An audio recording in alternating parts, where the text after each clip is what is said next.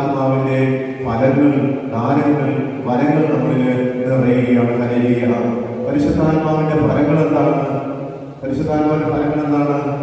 യേശുവിന്റെ സ്വഭാവമാണ് പരിശുദ്ധാത്മാവ്. യേശുവിന്റെ സ്വഭാവത്തിന്റെ പ്രത്യേകത എന്താണ്? എല്ലാവരോടും ക്ഷമിച്ചു. എല്ലാവരോടും യേശു പാപികളോട് പോലും ഒരു കുറ്റപ്പെടുത്തലുകളോ, ഒരു പാപിനിയായ സ്ത്രീയെ, പാപത്തിന്റെ ബന്ധനത്തിൽപ്പെട്ട് വേണ്ടിയിരുന്ന പാപിനിയായ സ്ത്രീയെ കല്ലെറിയുവാൻ വേണ്ടി കൊണ്ടുവന്നിരുന്ന സ്ത്രീയോട് പോലും അവിടെ കർത്താവ് കരുണ കാണിച്ചു. കർത്താവിന്റെ സ്നേഹം കരുണ കാണിക്കുന്ന സ്നേഹമാണ്. കരുണ കാണിക്കുന്നതാണ് കർത്താവിന്റെ സ്വഭാവം. ക്ഷമിക്കുന്ന സ്നേഹമാണ് ഈശോയുടെ സ്നേഹം.